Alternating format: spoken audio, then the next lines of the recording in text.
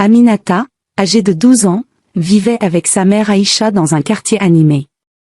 Après la mort de son père, Aïcha, en quête de stabilité, rencontre Blaise, un homme imposant et respecté. Il entre dans leur vie comme un sauveur, promettant de veiller sur elle. Au début, Blaise se montrait attentionné envers Aminata, lui offrant des vêtements et l'emmenant manger dehors, jouant le rôle d'un beau-père idéal. Aïcha a trouvé un travail de nuit dans une usine pour payer les factures. Elle partageait le soir et rentrait à l'aube, laissant Aminata seule avec Blaise. Au début, tout semblait normal. Blaise continuait d'être gentil, mais quelque chose changea. Ses salutations devinrent plus insistantes. Quand il parlait à Aminata, il posait parfois sa main sur son épaule un peu trop longtemps. Elle ne comprenait pas pourquoi cela la mettait mal à l'aise, mais elle sentait que quelque chose n'allait pas. Ses gestes, d'abord rares, devinrent plus fréquents. Il lui faisait des compliments bizarres, comme « Tu deviens une belle jeune fille ». Aminata, à seulement 12 ans, ne savait pas comment réagir. Elle était jeune, innocente, et n'avait personne pour lui expliquer ce qui était normal ou non. Un soir, alors qu'il regardait la télévision, Blaise s'assit tout près d'elle. Sa main glissa sur sa cuisse. Aminata est figée. Elle voulait se lever, mais la peur la paralysait. « C'est rien, c'est juste un jeu », murmura-t-il avec un sourire étrange. Elle sent son cœur battre fort. Elle ne comprenait pas ce qui se passait, mais elle savait que c'était mal. Elle se leva brusquement et courut dans sa chambre, prétextant qu'elle était fatiguée. Blaise ne dit rien, mais son regard sur la suivit. À partir de ce moment, les caresses devinrent quotidiennes. Quand il l'aidait avec ses devoirs, sa main frôlait son dos. Quand elle passait près de lui, il touchait ses cheveux. Chaque fois, il a agi comme si c'était normal, comme si c'était un geste d'affection. Aminata commençait à avoir peur de rester seule avec lui. Elle essayait de passer plus de temps dehors, chez des amis ou à l'école, mais elle ne pouvait pas toujours éviter Blaise. Elle se sentait coincée. Elle pensait à en parler à sa mère, mais elle avait peur. Et si Aïcha ne la croyait pas? Et si elle se fâchait? Aminata aimait sa mère plus que tout, et l'idée de la décevoir la terrifiait. Pourtant, elle ne pouvait plus garder ce secret. Elle se sentait sale, coupable, même si elle n'avait rien fait de mal. À l'école, elle devenait distraite. Ses amis remarquaient qu'elle ne riait plus comme avant. Elle évitait leurs questions, disant simplement qu'elle était fatiguée. Un jour, Blaise alla trop loin. Il entra dans sa chambre pendant qu'elle faisait ses devoirs et ferma la porte derrière lui. Il s'approche, pose ses mains sur elle et murmura des choses qu'elle ne voulait pas entendre. Aminata tremblait, incapable de bouger. Quand il partit, elle éclata en sanglots. Elle se sentait seule, abandonnée. Elle voulait crier, mais sa voix restait bloquée dans sa gorge. Elle a commencé à se demander si c'était sa faute. Peut-être qu'elle avait fait quelque chose pour provoquer ça? Cette pensée la rongeait. Elle ne dormait plus bien, faisait des cauchemars. Chaque soir, elle priait pour que sa mère reste à la maison. Mais Aïcha, épuisée par son travail, ne voyait rien. Elle rentrait le matin, fatiguée, et Blaise redevenait l'homme parfait devant elle. Aminata se sentait invisible. Elle savait qu'elle devait parler, mais à qui? Et si personne ne l'écoutait? La peur et la honte grandissaient en elle, mais un petit espoir persistait, peut-être que quelqu'un, un jour, l'entendrait. Les gestes de Blaise devaient être de plus en plus audacieux. Ce qui avait commencé par des caresses furtives évoluait en actes plus graves. Un soir, alors qu'Aminata faisait la vaisselle, il s'approchait par derrière et la serra contre lui. Son souffle lourd sur sa nuque la fit frissonner de peur. « T'es ma petite princesse », dit-il d'une voix douce mais menaçante. Aminata sentit son estomac se nouer. Elle lâcha l'assiette, qui se brisa au sol. Blaise rit, comme si c'était une blague, et partit. Mais pour Aminata, ce n'était pas un jeu. Elle comprit que ce qu'il faisait était mal, même si elle ne connaissait pas les mots pour le décrire. À 12 ans, Elle n'avait jamais appris ce qu'était un abus. Tout ce qu'elle savait, c'était que son corps hurlait de peur à chaque fois qu'il était là. Les abus se répétèrent. Parfois, il entra dans sa chambre la nuit, prétextant vérifier si elle dormait bien. D'autres fois, il la coinçait dans un coin de la maison, loin des salutations. Chaque fois, il agissait comme si tout était normal, comme s'il avait le droit. Aminata vivait dans la terre constante. Elle essayait de s'enfermer dans sa chambre, mais Blaise trouvait toujours une excuse pour entrer. Elle se sentait comme une proie, incapable de fuir. Elle a commencé à changer ses habitudes. Elle évitait de se doucher quand il était à la maison. Elle portait des vêtements larges pour cacher son corps. Mais rien n'arrêtait Blaise. Il semblait prendre plaisir à la voir terrifiée. À l'école, Aminata n'était plus la même. Avant, elle était une élève joyeuse, toujours prête à lever la main. Maintenant, elle restait silencieuse, le regard perdu.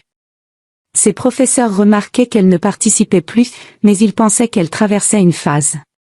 Ses amis, eux, s'éloignaient peu à peu, ne comprenant pas pourquoi elle était si distante. Aminata se sentait seule au monde. Elle voulait crier, mais la honte la retenait. Et si on la jugeait? Et si on disait que c'était sa faute? Ses pensées la hantaient. Elle se sentait coupable, même si elle n'avait rien fait de mal. Chaque nuit, elle pleurait en silence dans son lit, priant pour que tout s'arrête.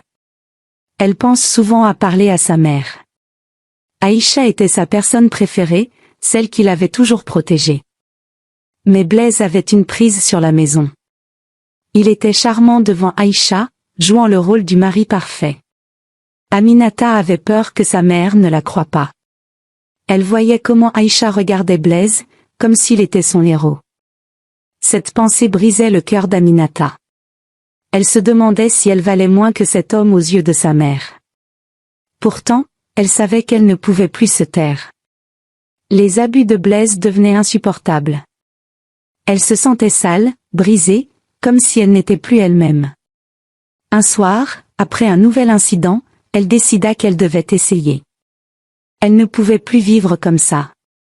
Elle prit son courage à deux mains, espérant que sa mère l'écouterait. Mais une peur terrible la rongeait, et si Aïcha choisissait Blaise au lieu de sa propre fille? Cette question la hantait alors qu'elle se préparait à parler. Aminata a enfin trouvé le courage de parler à sa mère. Un matin, alors qu'Aïcha rentrait de son travail de nuit, Aminata l'attendit dans la cuisine. Elle tremblait, les mots coincés dans sa gorge. Elle avait répété ce qu'elle voulait dire des dizaines de fois dans sa tête, mais maintenant, face à sa mère, elle se sentait petite et vulnérable. « Maman, il faut que je te dise quelque chose », murmura-t-elle. Aïcha, fatiguée, fronça les sourcils mais s'assit. Aminata raconte tout, les caresses de Blaise, les moments où il entrait dans sa chambre, les mots qu'il lui disait. Elle pleurait en parlant, espérant que sa mère la prendrait dans ses bras. Mais la réaction d'Aïcha fut comme un coup de poignard. Ses yeux s'écarquillèrent, puis se plissèrent de colère. « Comment oses-tu dire ça ?» cria-t-elle. Avant qu'Aminata ne puisse répondre, Aïcha la gifla violemment. « Tu veux que je vole mon mari ? Petite mentale !» Ces mots résonnèrent dans la tête d'Aminata comme un écho douloureux. Elle recula, choquée, les joues brûlantes. Elle avait espéré du réconfort, de la protection, mais à la place, elle reçut du mépris. Aïcha continue de crier, accusant Aminata d'inventer des histoires pour détruire son bonheur. « Blaise est un homme bien. Il fait tout pour nous », hurla-t-elle. Aminata, en larmes, courut dans sa chambre, le cœur brisé. Ce rejet était pire que tout ce que Blaise lui avait fait. Sa mère, la personne qu'elle aimait le plus, l'avait trahi. Aminata se sent abandonnée, comme si elle n'avait plus de place dans le monde. Elle se demanda si elle avait fait quelque chose de mal, si elle méritait cette douleur. Les jours suivants, Aïcha a agi comme si rien ne s'était passé. Elle parlait à Blaise comme avant, riait avec lui, tandis qu'Aminata se taisait.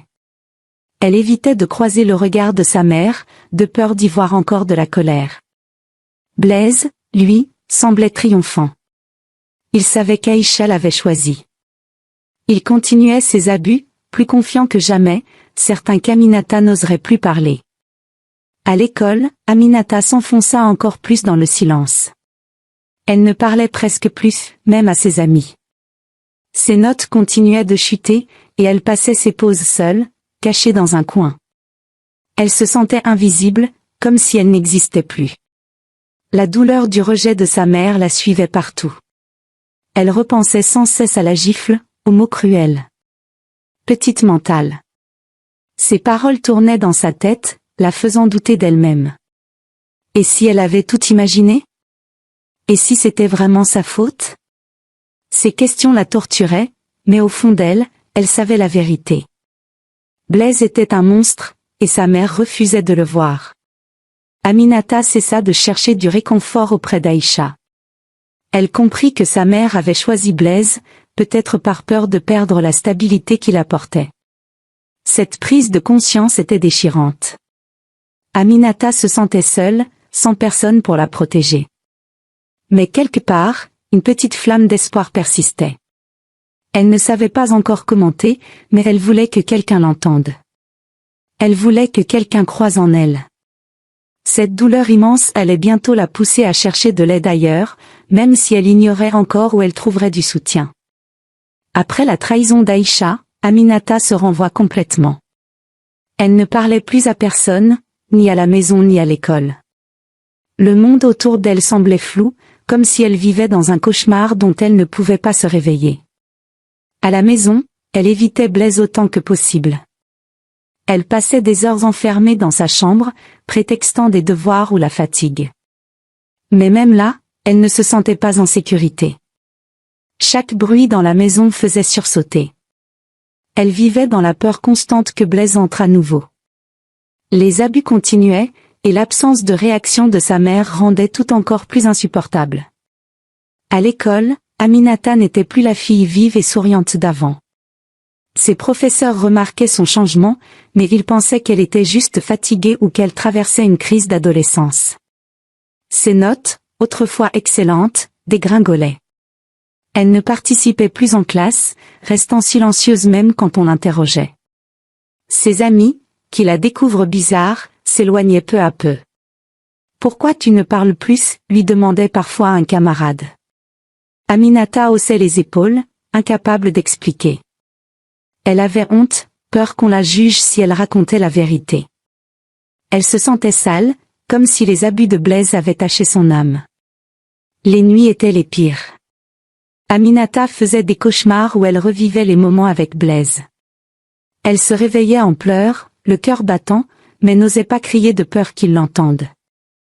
Elle dormait à peine, épuisée par la peur et la tristesse. Elle commença à perdre du poids, son visage devenant pâle et ses yeux cernés. À la maison, Aïcha ne remarquait rien. Trop occupée par son travail et son mariage, elle ignore les signaux de détresse de sa fille. Quand Aminata essayait de lui parler, Aïcha coupait court, arrêtait de faire des histoires. Ces mots renforçaient le sentiment d'Aminata d'être invisible. Elle a commencé à se détester. Elle se regardait dans le miroir et voyait une fille faible, incapable de se défendre. Elle se demandait pourquoi tout cela lui arrivait. Était-ce sa faute? Avait-elle fait quelque chose pour mériter ça? Ses pensées la hantaient, la plongeant dans une spirale de culpabilité.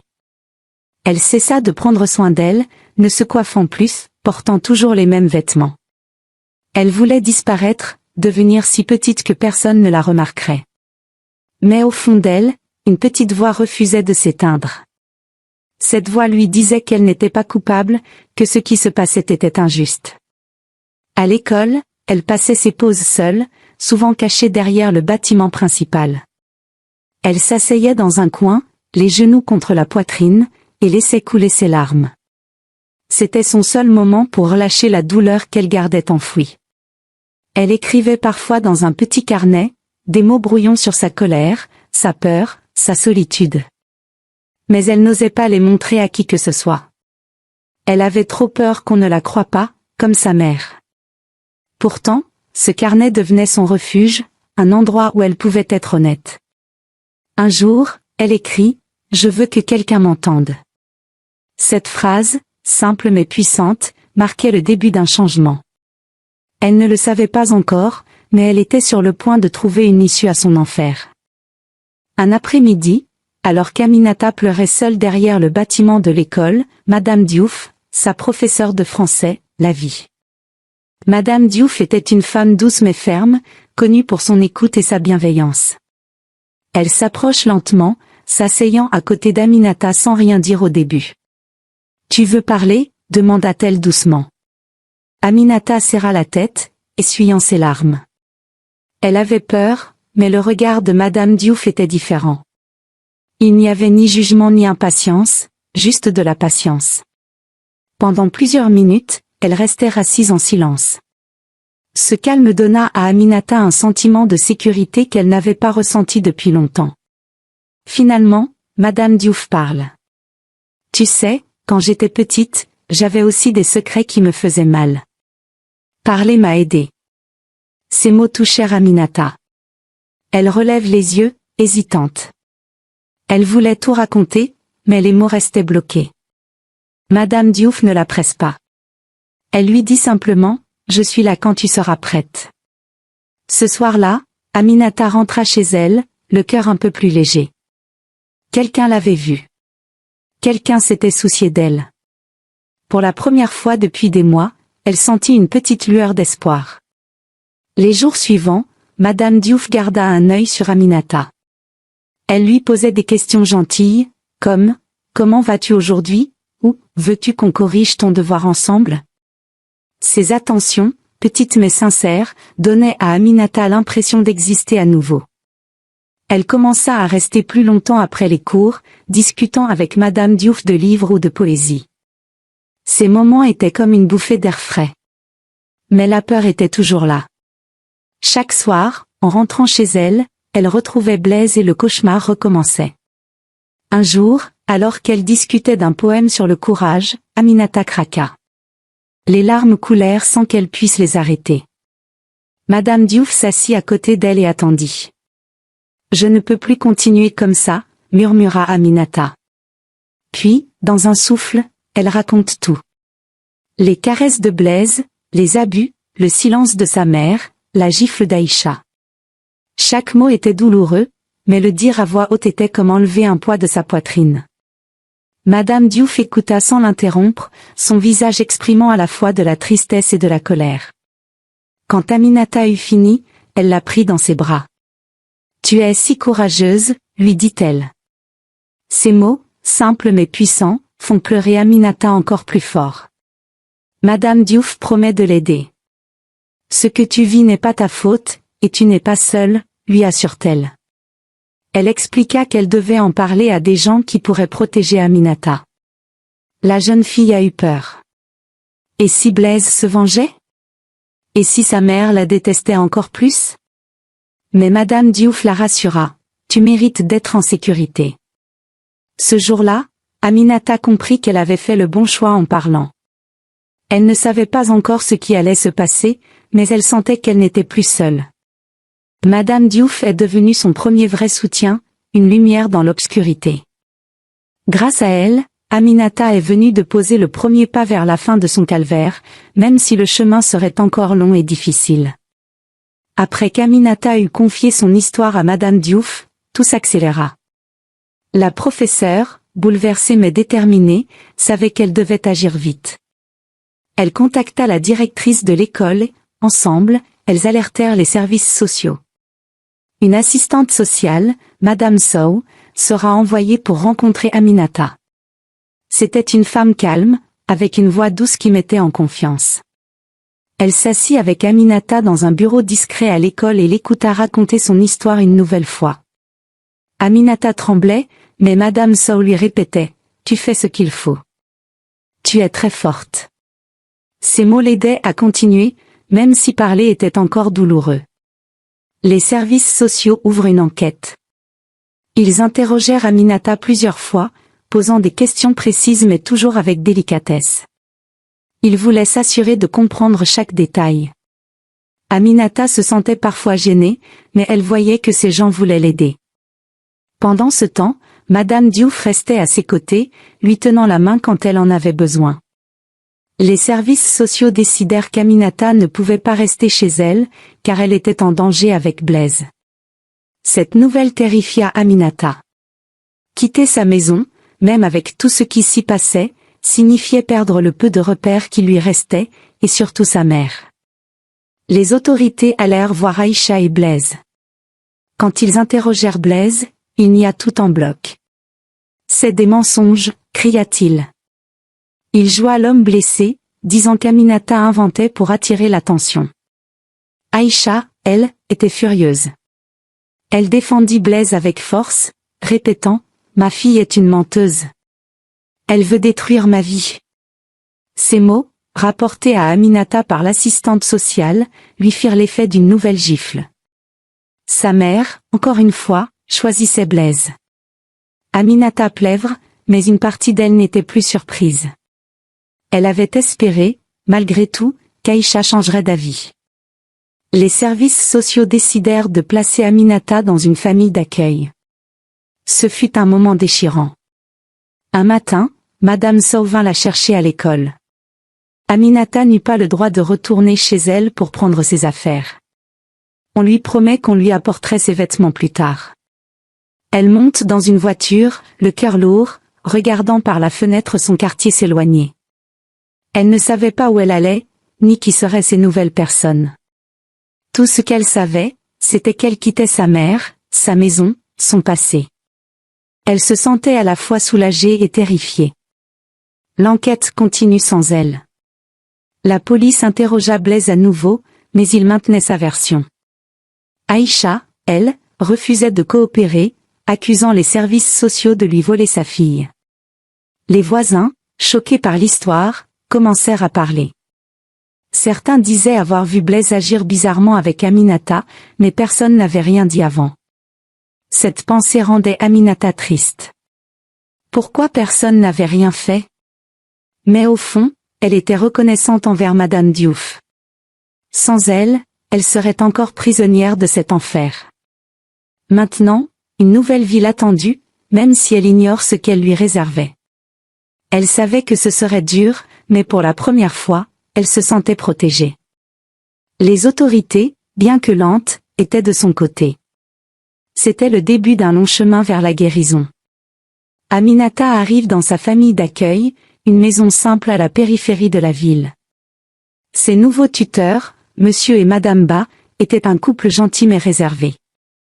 Ils avaient déjà accueilli d'autres enfants et savaient qu'Aminata avait besoin de temps. Leur maison était calme, bien différente du chaos de chez elle. Aminata avait sa propre chambre, petite mais propre, avec un éclairage, une armoire et une fenêtre donnant sur un jardin. Pourtant, elle se sentait perdue. La première nuit, elle pleura en silence, pensant à sa mère. Même après tout, Aïcha lui manquait terriblement. Les premiers jours furent difficiles. Aminata parlait peu, répondant par monosyllabes. Madame Ba, une femme douce, cuisinait des plats qu'Aminata aimait, comme du riz au poisson, pour la mettre à l'aise. Monsieur Ba, lui racontait des histoires drôles pour la faire sourire. Peu à peu, Aminata commença à se détendre. Elle se rend compte que personne ici ne lui voulait du mal. Mais la douleur était toujours là. Chaque soir, elle repensait à Blaise, à sa mère, à la gifle. Elle se demandait si elle reverrait Aïcha un jour, et si sa mère l'aimait encore. Les services sociaux lui présentèrent une psychologue, Madame Camara. Au début, Aminata refusait de parler. Elle avait peur de revivre son passé en le racontant.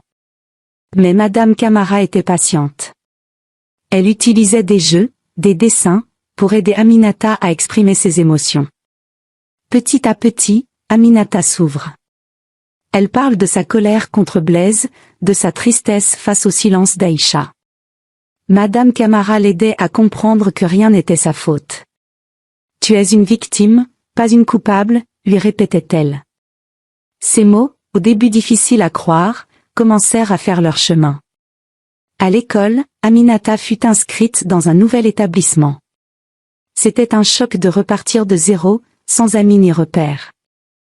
Mais ses nouveaux professeurs, informés par les services sociaux, veillaient sur elle. Elle se plongea dans ses études pour oublier. Les mathématiques, qu'elle aimait avant, devinrent son refuge. Résoudre des problèmes lui a donné l'impression de contrôler quelque chose dans sa vie. Elle a passé des heures à faire ses devoirs, déterminée à réussir.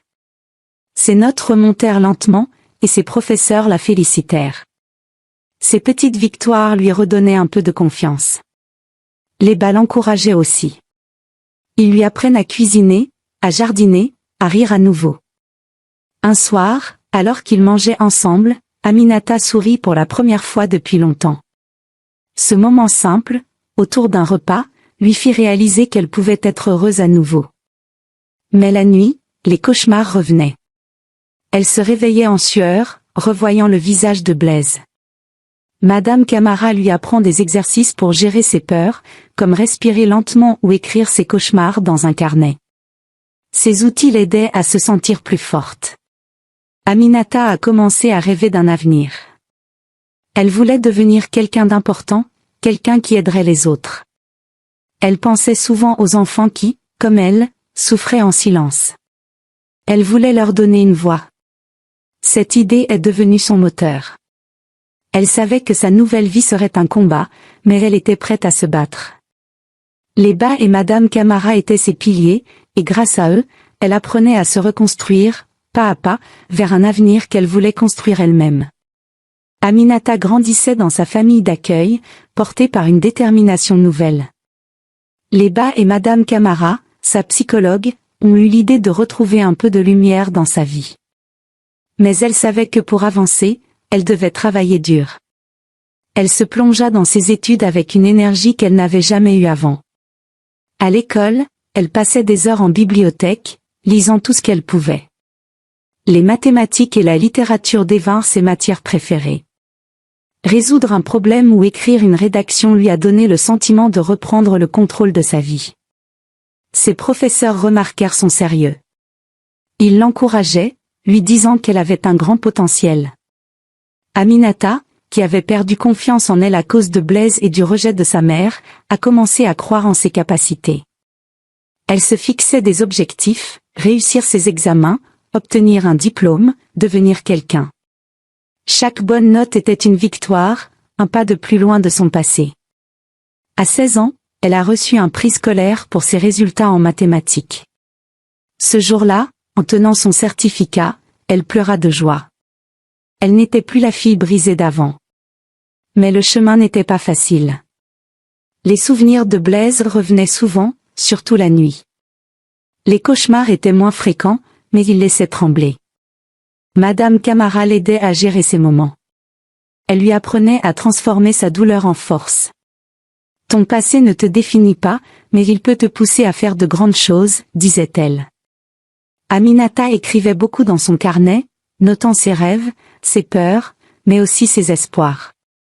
Elle voulait devenir assistante sociale pour aider des enfants comme elle, ceux que personne n'écoute. À 18 ans, Aminata passe son baccalauréat.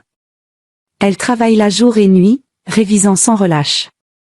Quand les résultats tombèrent, elle avait non seulement réussi, mais elle était parmi les meilleures. Ses tuteurs, les bas, organisèrent une petite fête pour elle. Ils étaient si fiers, et Aminata se sentit aimée comme jamais. Grâce à ses excellents résultats, elle a obtenu une bourse pour étudier le travail social à l'université. C'était un rêve qu'elle n'aurait jamais cru possible quelques années plus tôt. Elle déménagea dans une nouvelle ville, excitée mais nerveuse. L'université était un monde nouveau, plein de défis, mais elle était prête. À l'université, Aminata se démarqua.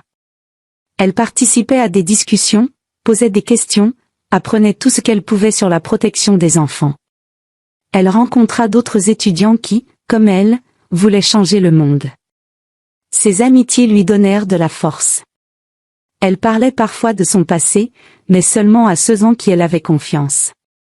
Chaque fois qu'elle partageait son histoire, elle se sentait plus libre. Elle comprit que parler était une arme puissante, capable de briser les chaînes du silence. Aminata est devenue une jeune femme forte, confiante, différente de la petite fille effrayée d'autrefois. Elle gardait une photo d'Eba sur son bureau, un rappel de ceux qui l'avaient aidée à se relever. Elle pensait encore à sa mère, mais la douleur s'était atténuée. Elle savait qu'un jour, elle devrait affronter son passé. Mais pour l'instant, elle se concentre sur son objectif, devenir une protectrice pour les enfants oubliés. Ce rêve le portrait, lui donnant un mais, une raison de se lever chaque matin. Des années plus tard, Aminata, désormais une femme de 25 ans, revient dans son ancien quartier. Elle était invitée à donner une conférence sur les abus sexuels et le silence des familles. Diplômée, assistante sociale respectée, elle avait transformé sa douleur en une mission. La salle était pleine de gens, des voisins, des jeunes, des parents. Aminata monta sur scène, le cœur battant. Elle raconte son histoire sans trembler. Elle parle de Blaise, des abus, du silence de sa mère. Elle expliqua comment le rejet d'Aïcha l'avait brisée, mais aussi comment elle s'était reconstruite grâce à des gens bienveillants. Dans la salle, elle aperçut sa mère. Aïcha était là, vieillie, les cheveux gris, le visage marqué par les années. Elle pleurait en silence, les mains serrées sur ses genoux. Aminata s'arrêta un instant, croisant son regard. Elle sentait une vague d'émotions, colère, tristesse, mais aussi une étrange paix. Elle continue son discours, provoquant comment le silence des proches peut faire plus de mal que l'abus lui-même. Elle parle de son association, la voix de l'enfant invisible, qu'elle avait fondée pour aider les enfants victimes à parler et à être entendus. À la fin de la conférence, Aminata descendit de la scène. Aïcha s'approche, hésitante, les yeux pleins de larmes. « Aminata, je suis désolée », murmura-t-elle. Mais Aminata leva la main pour l'arrêter. « Je t'ai pardonné, maman », dit-elle calmement.